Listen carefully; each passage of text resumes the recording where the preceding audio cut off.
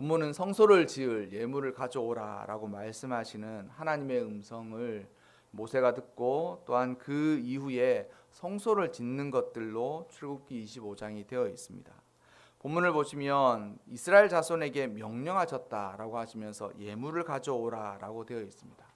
사실 이 예물을 가져오라고 했을 때는 하나님 좀 뻔뻔하시다, 달라고 하시냐 이렇게 이야기할 수 있지만, 이들은 이 예물을 가져오라고 말하기 40일 이전에, 그러니까 이 예물을 가져오라고 말하기 1년 이전에 어떤 일이 있었냐면 종으로 살았죠. 종의 삶은 소유가 없습니다. 종은 자기의 것을 소유할 수가 없어요. 왕은 땅도 산도 사람도 산천도 수목도 다 왕의 것이었기 때문에 왕정 시대에서 살았던 모든 사람들은 왕은 모든 것이 자기 것이고 또한 그의 백성들 역시 왕의 어떤 소유물이었다라는 것이죠. 그런데 그런 왕정 시대의 이스라엘은 노예로 살았지 않습니까? 그러니 그들은 자신이 심지어는 자식을 낳았지만 그 자식도 자신의 것이 아니었던 그런 삶을 살다가 출애굽하게 된 것이죠. 그러면서 출애굽하기 직전에 어떠한 일들이 일어났냐면 10가지 재앙으로 애굽 백성들이 너무 힘들고 곤욕스러운 차에 이제 이스라엘 백성들이 떠나게 된다라는 이야기를 듣고 애굽 사람들이 어서 가라, 또 하나님께서 그들에게 가서 빌리라라고 하면서 그동안 달라고 이런 것들을 달라고 하는 것이죠. 그러니 아마도 하나님의 명령일 뿐만 아니라 애굽 사람들이 그때한 상황을 통해서 아마도 이스라엘 자손들에게 진기하거나 아니면 돈이 되는 것들을 많이 주었던 것 같습니다. 본문을 보면 예물들 가운데 금, 은, 노은 상당히 귀하고 진귀한 것들이었을 뿐만 아니라 순양의 가죽과 해달의 가죽, 이런 것들은 사실 그 애굽에서 아주 사치품에 가까운 물건들이었습니다. 보통 사람이 순양이나 해달의 가죽을 쓸 일이 없지 않습니까? 그러니까 사치품이었다라는 거죠. 출애굽할 때 그러한 것들을 아마도 지금으로 생각하자면 못 받은 품삯을 받는 개념으로 하나님께서 은혜를 베푸신 거예요.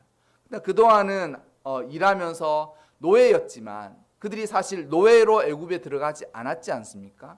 애굽에 들어가서 요셉 때문에 은혜로 그들이 애굽에 들어갔으나 400년의 기간이 지나면서 그들이 장성하고 많은 사람들이 생기게 되자 그들이 이제 노예로 전락하게 된 것이죠. 그리고 그 노예로 전락하면서 품삯 없이 일한 것에 대한 대가를 하나님께서 그때 이스라엘 백성들에게 그렇게 주신 것이죠. 이렇게 보면 하나님은 정직하고 정확하십니다. 사람은 죄인이다라고 이야기할 때 사람의 마음은 정직하고 정확하지 않아요. 우리가 살면 그런 것들을 너무 느끼지 않습니까? 모두 아전인수격이에요. 내 중심에서 나의 생각만 하는 거예요. 그러니 내 중심에서 나의 생각만 하니 나의 월급은 항상 적고 내가 받아야 될 것보다 훨씬 적게 받고 있으며 내가 받는 것보다 수고를 많이 하면서 살아간다는 것이 양쪽에서 생각한다는 거죠. 그러니까 노사도 그런 것 아닙니까? 노에서는 이렇게 살 수 없다, 최저임금을 더 올려달라, 그렇게 이야기하고, 사측에서는, 사용자 측에서는 무슨 소리냐, 지금도 진짜 우리가 회사가 망할 정도로 월급을 많이 주지 않냐라고 하는데 이게 월급의 액수가 달라서 그렇지 않지 않습니까? 회사에서 주는 돈과 노동자가 받는 돈이 이게 다릅니까? 회사에서 주는 돈이 월급 아니에요? 회사에서 주는 그 돈을 노동자가 받는데 문제는 받는 사람은 너무너무 모자라다고, 너무너무 이 돈으로 생활할 수가 없다고, 우리가 인간적으로 살 수가 없다고 이렇게 얘기하고, 회사에서는 이렇게 주다가는 회사가 망한다 이렇게 이야기하는 거 아니에요. 같은 금액의 돈을 주면서도 그런 이야기를 하는 거예요. 왜 그렇습니까? 이게 사람이 죄인의 모습을 가지게 됩니다. 이 죄인의 모습을 가지게 되는 극단적인 예시를 해줄까요? 자기가 회사원을 살다가 아주 작지만 사업체를 한번 꾸려보면 생각과 마음이 확 달라집니다. 저는 그런 것들 너무 많이 들으면서 자기가 직장에서 페이를 받으면서 일을 할 때는 뭐 이런저런 것들이 복지도 좀 넓혀주고 좀 휴가도 좀 이렇게 주고 이렇게 하지 않습니까? 그런데 여러분, 자기 혼자 하다가 직원 한 명만 두면 직원 한 사람의 월급만 주면 그때는 생각과 마음이 완전히 달라지는 거예요. 완전히 달라요. 그래서 저도 부교육자 생활할 때 담임 목사님들이 담임 목사가 돼봐라 그러더라고 자꾸. 그 됐어요. 그렇게 다니고 하여튼 부교육자 18년 생활하는 동안 뭐 담임 목사 돼봐라 그러다 자꾸 그런 얘기를 하시더라고요. 담임 목사 돼보면 안다면서. 아직은 잘 모르겠습니다. 뭐 잘 모르겠고 어쨌든 돼봐라 그래서 담임 목사 그 축복도 저에게 와서 어떻게 담임 목사가 된 것 같습니다. 어쨌든 그런 이야기를 자꾸 하시는 거예요. 한 사람만. 그러니까 우리가 인간적으로 하나님 앞에 죄인이다라는 것은 실질적인 죄를 지어서가 아니라 그러한 마음의 태도와 자세가 우리 삶 가운데 쫙 가득 있는 거예요. 그리고 거기에서 벗어나지 못하면 죄는 결코 우리가 이겨낼 수 있기가 참 어렵습니다. 그래서 최근에 어떤 장관이 자기가 장관 되기 이전에 몇십 년 전에는 노동자들한테 시간을 더 줘야 된다고, 시간을 많이 줘야 생산성이 많아져야 된다고 막 그렇게 얘기하다가 장관 되는 순간 완전 옛날하고는 달라졌다면서. 당신 똑같은 사람이 맞냐고 국회의원이 그렇게 질문하는 거 아니에요? 그렇게 달라질 수 있습니다. 그리고 그렇게 달라지는 것이 우리 마음 안에 있어요.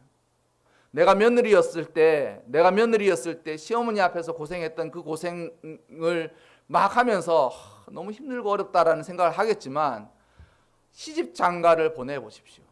시집 장가를 보내서 사위를 얻고 며느리를 얻어보십시오. 그때는 마음이 달라진다는 거예요. 왜 그래요? 상황이 달라져서 그렇다고요? 우리 마음 안에 그러한 생각들이 있습니다. 그러나 중요한 것은 하나님이 정직하다는 믿음이에요. 하나님이 정직하다는 믿음. 우리가 삶을 살아가면서 하나님이 다 보고 카운트하고 계세요.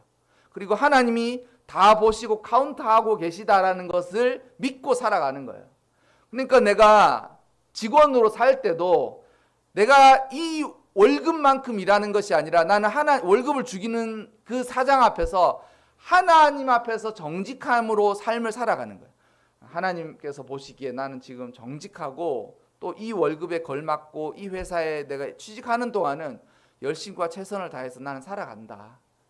하나님께서 보시기에 그것이 정직하다라고 생각하기 때문에 나는 그렇게 살아간다. 그렇게 삶을 살아가는 거예요. 최근에 제가 한 2주간 무슨 공사를 좀 할 일이 있어서 좀 바쁘지 않습니까? 공사를 바쁘면서 하는데 공사하면서 되게 짜증나고 신경질 날 때가 이런 거예요. 이렇게 뭐 하다가 공사를 하다가 이게 큰 하자는 아니야. 이게 큰 하자는 아닌데 이 마음 같아서는 이게 그러니까 내가 원하는 것은 이게 똑 발랐으면 좋겠던 거예요. 이게 아주 일직선으로 똑 바르면 좋겠다라고 되는 거예요. 근데 상황은 그렇게 되지가 않아요. 이게 대부분 똑바르지가 않고 이게 직선도 아니고 사람이 하는 거니까 자세히 보면 구불구불 하는 거예요. 그러니까 이제 구불구불 하려면 이것이 품질이 좋으려면 똑 바르게 맞춰야 되는 거예요. 근데 이게 똑바로 맞추기에 너무 짜증이 나는 거예요. 그래서 이걸 그냥 이렇게 하게 되는 거예요. 사게 되는 거예요. 근데 그러면서 그런 생각이 드는 거예요. 제가 이게 애굽에서 이스라엘 백성들이 거기에서 노역을 하면서 그들의 삶이 애굽 왕이나 애굽인들에게 이와 같을 것 같다라는. 그러니까 일을 하다가 사람의 생명이고 목숨이고 그 사람의 그 존엄이 있음에도 불구하고 일이 되는 데는 이 사람의 생명과 목숨과 존엄도 아주 짜증나는 그런 기분이 드는 거예요. 이게 제가 일하다가 그 생각이 드는 거예요. 보면 람셋이나 큰 저장고 같은 거 만드는 거는 대형 건축물이거든요. 대형 건축물을 막 하는데 이게 똑 발랐으면 좋겠다라고 생각하는 것은 이상이고 그 이상이 실현되려면 수많은 사람들의 수고가 거기 들어가는 거예요. 그러니까 수많은 사람들의 수고가 들어가는데 그 수고는 지금으로는 돈으로 다 줘야 됩니다. 그러니까 보니까 인건비가 너무 비싸요. 사람을 사서 뭐 좀 하려고 하니까 무조건 25만 원 달라고 그러는 거예요. 사람이 그것이 한나절이든 아니면 두나절을 꼬박 일을 하든 사람이 한 번 와서 뭘 하려고 하면 25만 원씩 달라고 하는 거예요. 23만 원, 25만 원씩 달라고 하는 거예요.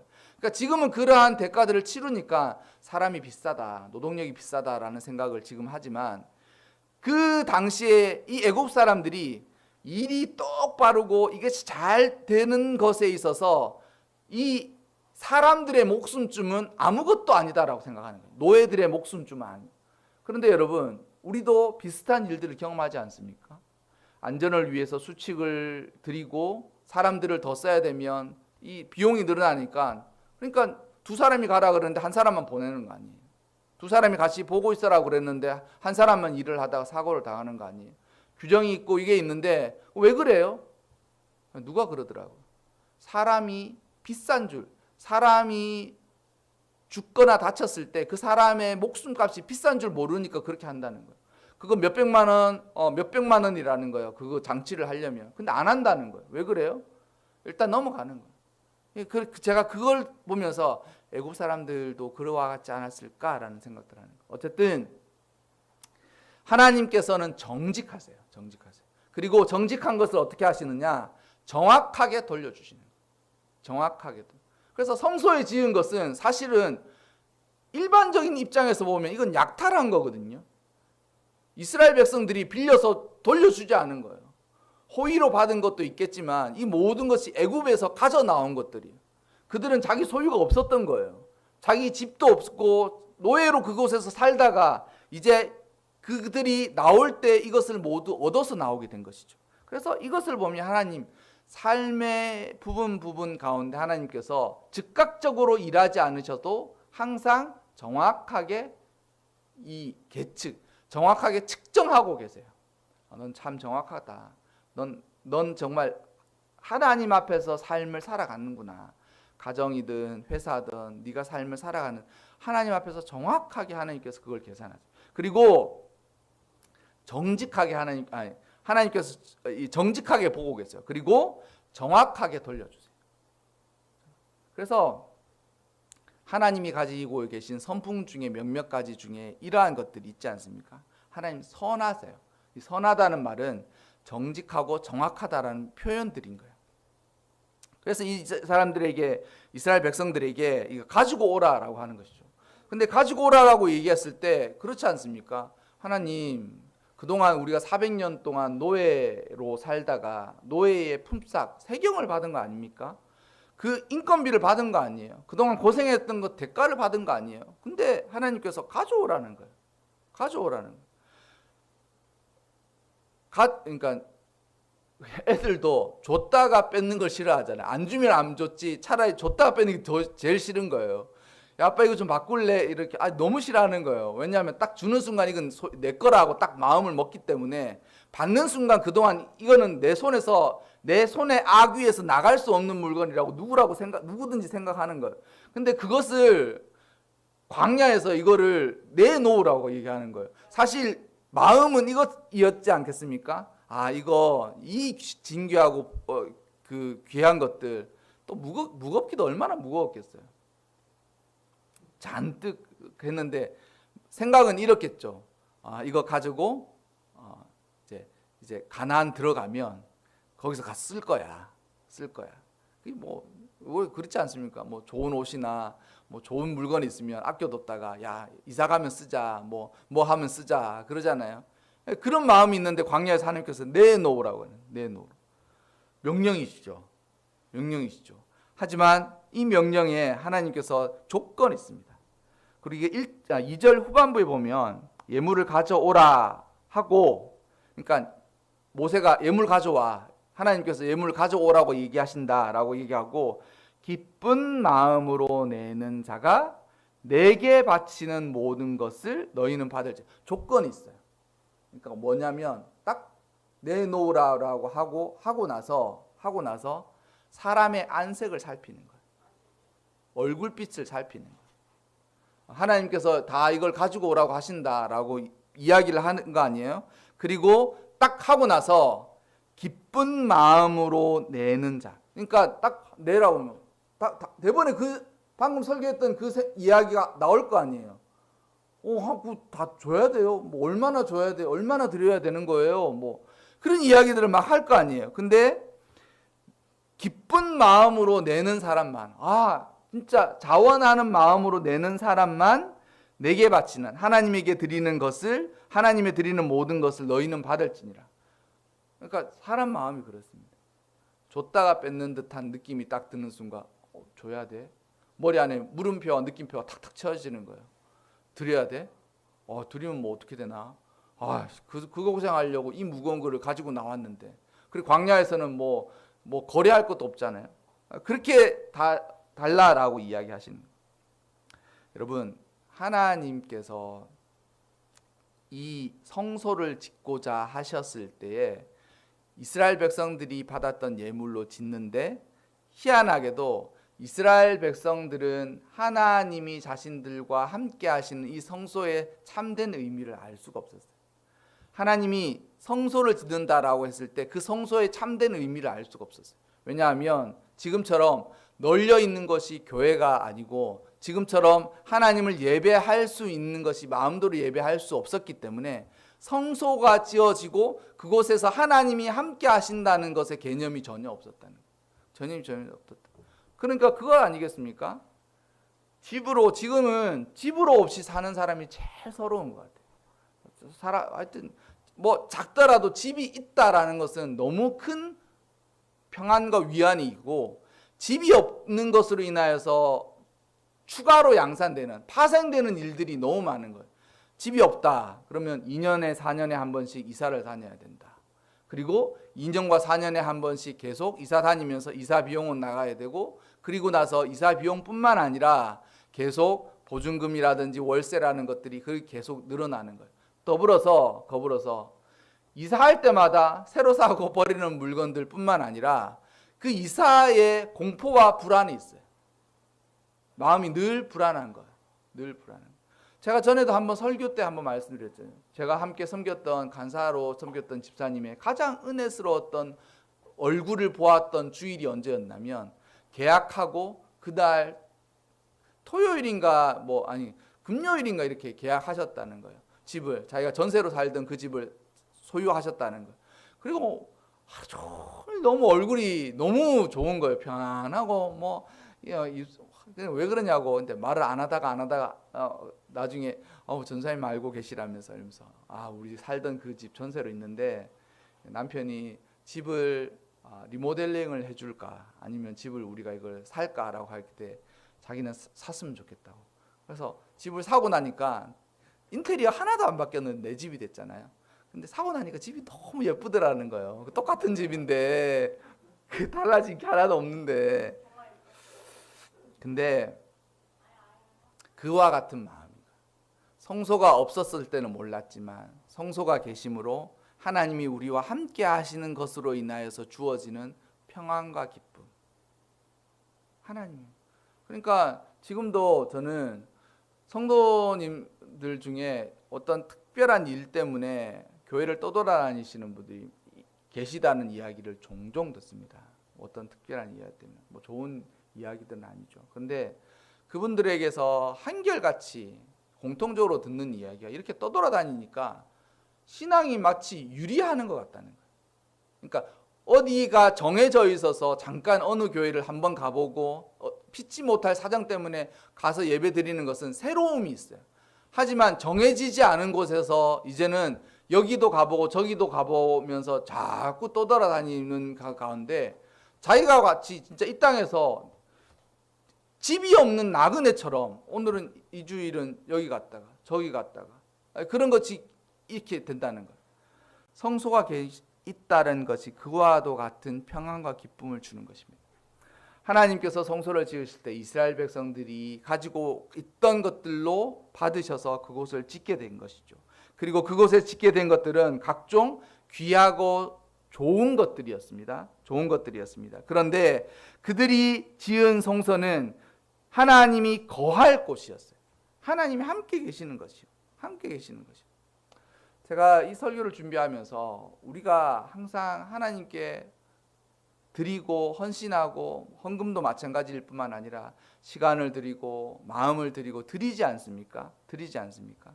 그러면 그 드리는 것이 이렇게 진귀하고 좋은 보석과 보물과도 같은 아름다운 것들이에요. 무엇이든지 아주 작은 봉사든 헌신이든 아주 작은 것에 이 아름다운 빛이 나는 것들로 하나님께 드리면서 살아가시기를 바랍니다. 물론 돈이 많으면 돈을 많이 드리면 좋겠죠. 하지만 돈만을 요구하시는 것이 아니라 아름다운 것을 받으시기 원하는 것입니다.